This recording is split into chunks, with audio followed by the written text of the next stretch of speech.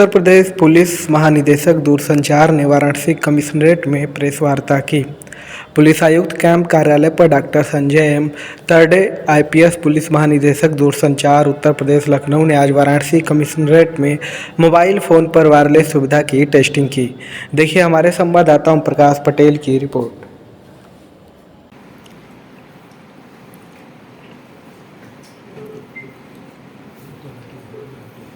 एसो खोला from the AIG Telecom.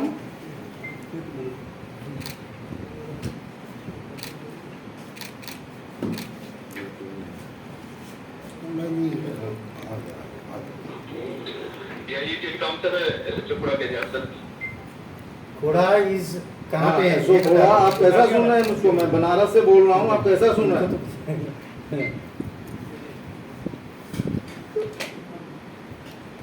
Sir loud and clear sir, loud and clear हुआ। इनसे पूछिए क्या फायदा है इसके। अच्छा, इस आर्किटेक्चर के इस ऐप पे क्या फायदे आपने नोट किया? आप लोग लगभग 1 महीने से इसका ट्रायल कर रहे हैं, आप कुछ इसके फायदे बताइए 2-4।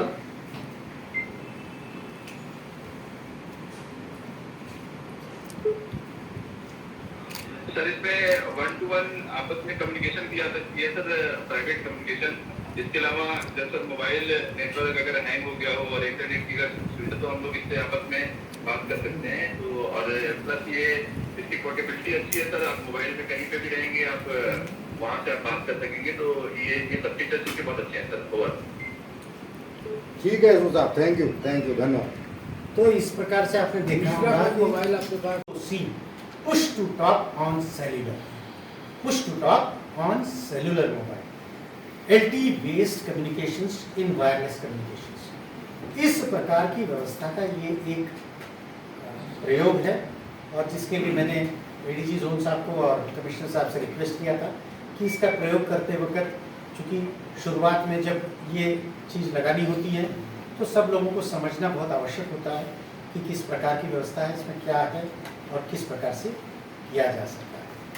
इस आधार पर हमने इसको लगाने के बारे में ट्रायल है। अभी इसके बारे में जब ये ट्रायल सक्सेसफुल होगी तभी प्रदेश भर में लगाए जाने के संबंध में उच्च स्तरीय निर्णय होगा।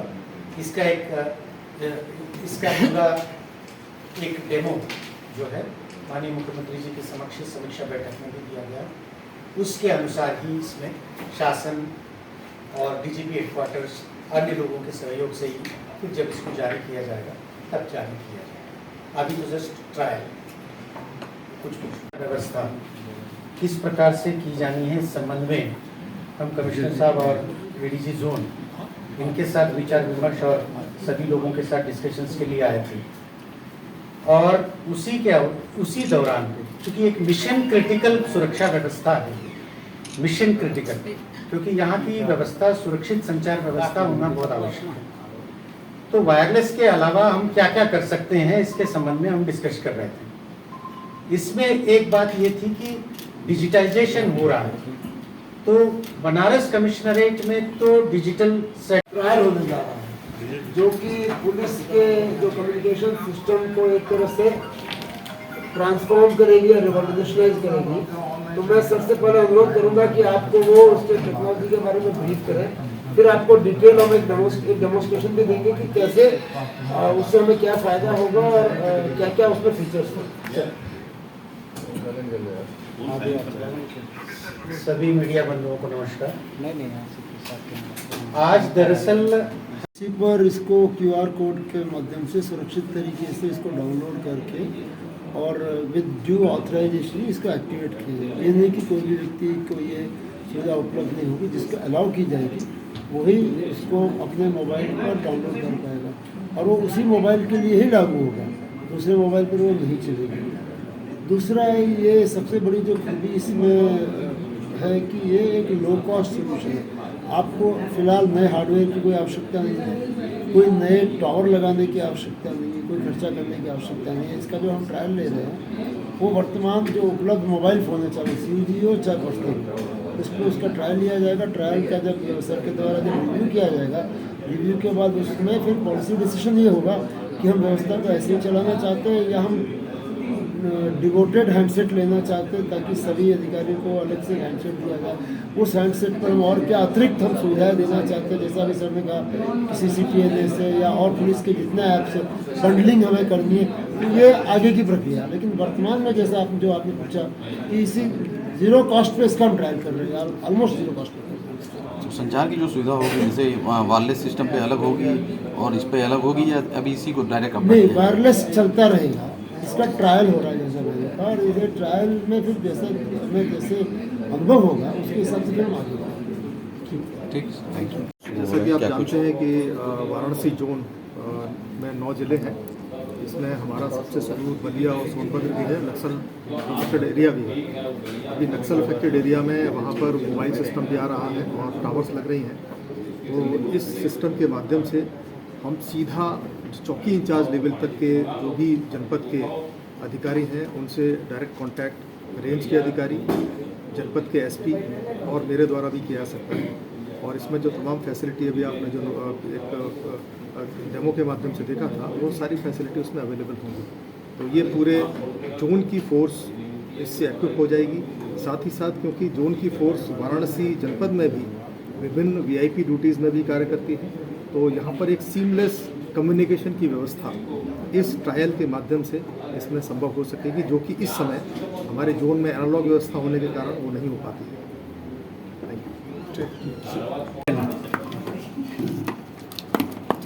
प्रदेश सरकार और माननीय मुख्यमंत्री जी उत्तर प्रदेश पुलिस की तकनीकी दक्षता सुनिश्चित करने के लिए और बनाने के लिए अत्यंत कटिबद्ध हैं। इसी क्रम में आज बनारस का दौरा इसलिए किया गया कि यहाँ पे मिशन क्रिटिकल संचार व्यवस्था को किस प्रकार से लागू किया जाए, ताकि सुरक्षित संचार व्यवस्था किस प्रकार से काशी विश्वनाथ मंदिर में हो सके। इसी क्रम में आज हम एक ट्रायल यहाँ से लॉन्च कर रहे हैं। ये ट्रायल है LTE बेस्ड कम्युनिकेशन का, POC जिसको कहते हैं, push to talk over cellular. इसके अत्यंत फ़ायदे हैं। एक फ़ायदा तो यह है कि 1-to-1 कम्युनिकेशन हो सकता है, 1 to many कम्युनिकेशन हो सकता है, GPS ट्रैकिंग, जियो फेंसिंग, ऐसे अनगिनत LTE कम्युनिकेशन के फ़ायदे हैं। इसको मोबाइल पे वायरलेस सेट की फंक्शनैलिटी को मोबाइल पे किस प्रकार से हम मौजूदा हमारा जो अपैरेटस है उसके साथ ये कैसे कर सकते हैं, इसका ये एक उदाहरण है। और इसकी ट्रायल हम यहाँ से कमिश्नर साहब और ADG जोन साहब के साथ यहाँ पे लॉन्च करने जा रहे हैं। इसमें हम ये जानकारी करेंगे कि वाकई में आज के दिन में जो संचार की कानून व्यवस्था की जो आवश्यकताएं हैं, क्या इसका परिपूर्णता इससे हो पा रही है और नहीं हो पा रही। ये क्लाउड बेस्ड आर्किटेक्चर है, इससे हो पा रही कि नहीं हो पा रही। दूसरा, ये सुरक्षा मानकों पे खरा उतर रहा है कि नहीं उतर रहा। हालांकि इसमें AES 256 एन्क्रिप्शन अवेलेबल है जो सुरक्षा का हाईएस्ट मानक है। इसके अतिरिक्त यहाँ पे हम सर्टिन CISSP और अन्य एजेंसी से भी सर्टिफिकेशन करने के उपरांत ही इसके लागू किया जाने के संबंध में निर्णय लेंगे। DOT द्वारा एक प्रस्ताव विचारित है कि 800 से लेकर 860 मेगाहर्ट्ज ये फ्रीक्वेंसी बैंड LTE का डिफेंस और सुरक्षा एजेंसीज के लिए रिजर्व किया जाए। तो स्वाभाविक रूप से धीरे धीरे सारा की सारा संचार व्यवस्था हमें LTE के बेसिस पे फ़ायदेमंद होंगी। इसके जरिए आप फोटो भेज सकते हैं, पुश टू वीडियो भेज सकते हैं, वीडियो कॉल कर सकते हैं। इससे इसको जैसे आपने जेब में लगाया और मोबाइल की तरह रखा, तो इससे आपको बॉडी वॉर्न कैमरा की भी आवश्यकता खत्म हो जाएगी। इस प्रकार से बहुआयामी और पेट्रोल की अगर आपको व्यवस्था रखनी है, जैसे बीट पेट्रोल, ये प्रदेश सरकार का एक बहुत अच्छा उपक्रम है जिससे कानून व्यवस्था सुनिश्चित की जा रही है। तो बीट पेट्रोलिंग में लगे हुए कांस्टेबल्स के साथ भी अगर हम इसको एक्टिवेट करेंगे तो हमें बीट की व्यवस्था कहाँ तक कैसे मॉनिटर हो गई है, ये हमें जिला पुलिस के अधिकारियों को, डिस्ट्रिक्ट एग्जीक्यूटिव फंक्शंस को जानकारी हो सकती है। इस प्रकार की ये व्यवस्था है। सर, अगर ये देखा गया कि जिस तरह से आजकल मोबाइल के जो सॉफ्टवेयर होते हैं उसको जो है हैक कर लिया जाता है, उसको किसी तरह से कॉपी कर ली जाती है, तो क्या ये सुरक्षित रहेगा? ये पहले तो दो प्रकार की सुरक्षा है, एक तो क्लाउड बेस्ड में हम सर्टिफिकेशन लेंगे जब लगाना होगा तो। दूसरा, इसमें एईएस एन्क्रिप्शन ऑलरेडी है, हार्डवेयर बाइंडिंग है, एईएस एन्क्रिप्शन है। और इसके बाद भी देखिए, साइबर में हमेशा डेली दिन प्रतिदिन कुछ न कुछ तो खतरा बढ़ता ही रहता है, उसको भी डील आउट करने की स्ट्रैटेजी हम ज़रूर विकसित करेंगे। जो भी नए आयाम आएंगे उसके ऊपर कोई ना कोई कार्रवाई करनी ही पड़ेगी, क्योंकि ऐसी कोई व्यवस्था हो नहीं सकती है कि जिसमें किसी भी प्रकार का साइबर अटैक हो ही ना, ऐसा संभव ही नहीं। अगर होता भी है तो भी उसके ऊपर काम किया जाएगा और वो एक टेक्निकल चैलेंज होगा, जैसे बाकी हमारे सुरक्षा एजेंसीज को है उसी प्रकार के ये चैलेंज भी हम स्वीकार करेंगे और उसके ऊपर कार्य करेंगे। एक बड़ी दिक्कतें आती हैं नेटवर्किंग की, अगर मोबाइल क्योंकि आउटसाइड में जाएं या ग्रामीण इलाकों के में जाएं, उसमें नेटवर्क की बहुत ज़्यादा प्रॉब्लम रहती है, तो उसमें ये कैसे कार्य करेगा?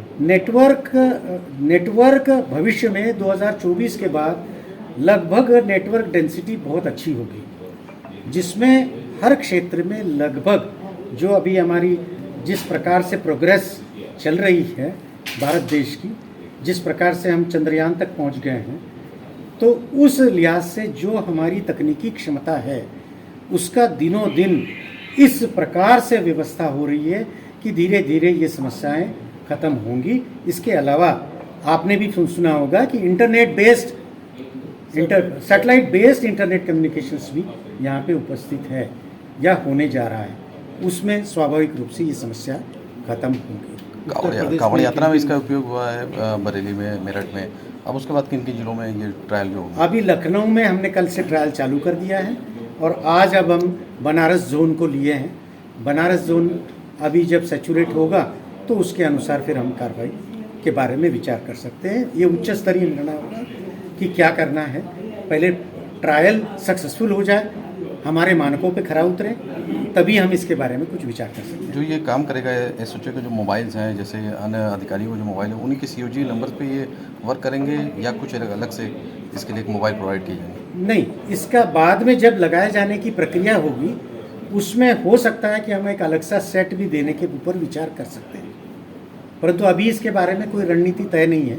पहले हमें ये साबित होना है कि वाकई में वायरलेस सेट की तरह वो काम कर रहा है कि नहीं कर रहा है, और क्या हमारी कानून व्यवस्था की जो मौजूदा संचार व्यवस्था की आवश्यकताएं हैं वो उससे सेटिस्फाई हो रही कि नहीं हो रही।